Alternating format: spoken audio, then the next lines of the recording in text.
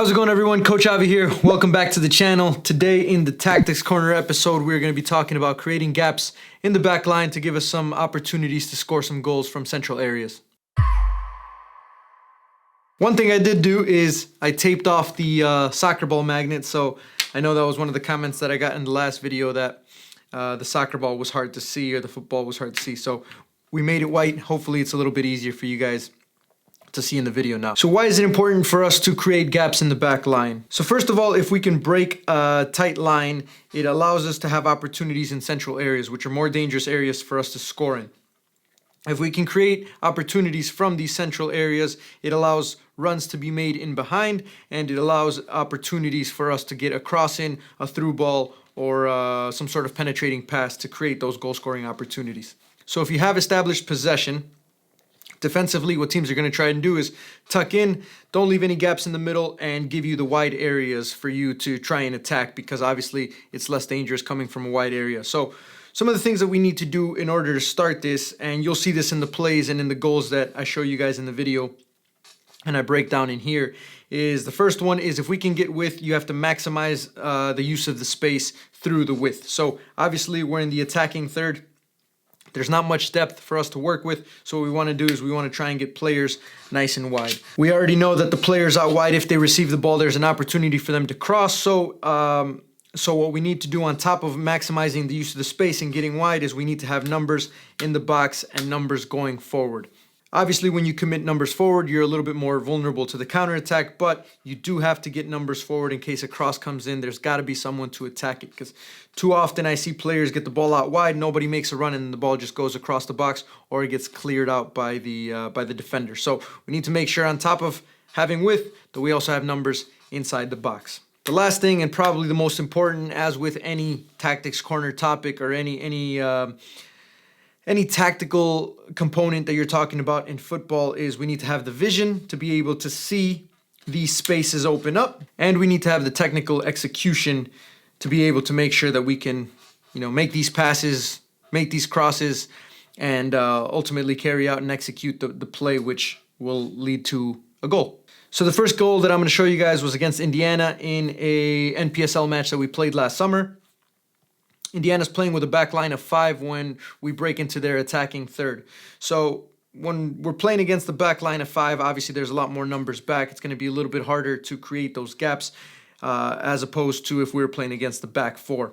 But we did a good job because Curvin comes all the way out wide. Again, we're trying to use as much width as we possibly can because there's not that much depth already in the attacking third. Their line has dropped off. When we get someone out wide this high up, it forces one of their defenders to come out and occupy him. Cyrus 80 comes out here and receives a pass from Max Todd, I believe. When that happens, they have to make a decision whether they're holding center mid or one of their center backs goes. Because it's so far outside of the box, one of their holding center mids comes and tries to occupy Cyrus 80 so that it's a 2v2 and it's not a 2v1 situation for us. So when that happens, all of their defenders start shifting over.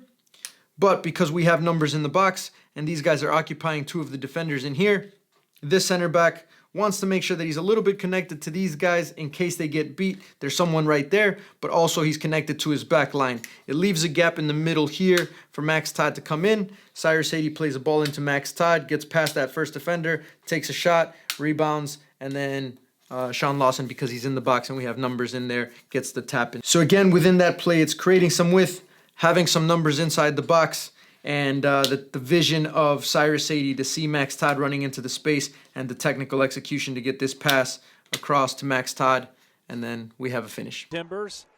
Here's Agudelo turning with it. Max Todd, the top of the D, finds Cyrus 80. Sadie was the assist man on Bakey Goodman's goal, and here's an opportunity. Left foot strike, the stop is made, rebound put home. Sean Lawson. 2-0 City. Timbers. Here's Agudelo turning with it.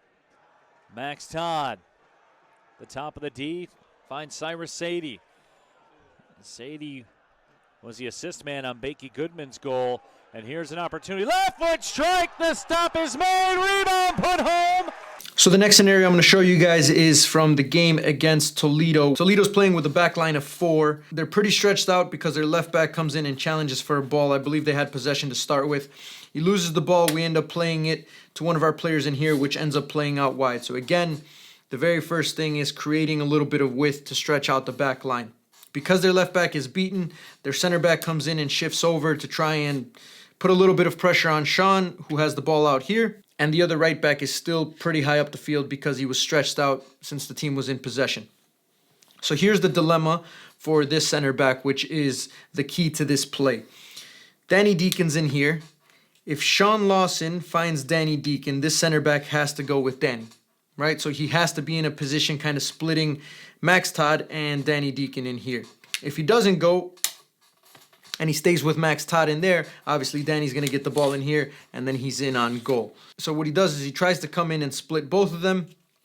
Sean Lawson does a good job of bypassing that second defender, and then Max Todd has a header from here, which he scores a very, very good goal. So again, if we're talking about the things that I mentioned that need to happen in order for this to be successful, on top of getting the ball out wide, we have to have numbers forward. So Danny does a good job of starting to run into this space.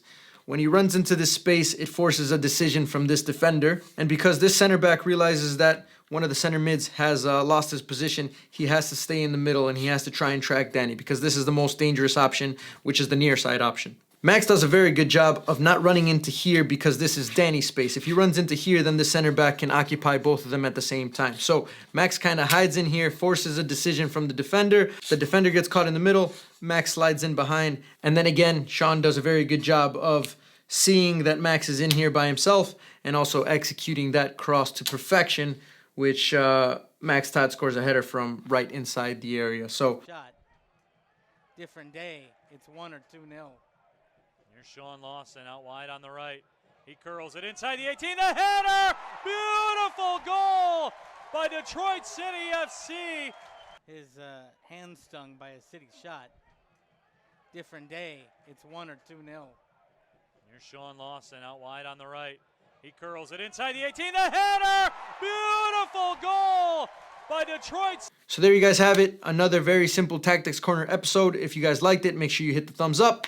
If you are new to the channel, make sure you guys are subscribing. And obviously, down in the comment section, write down any tactical component, any individual component, anything related to the game of football/soccer that you guys want me to cover in a future Tactics Corner episode.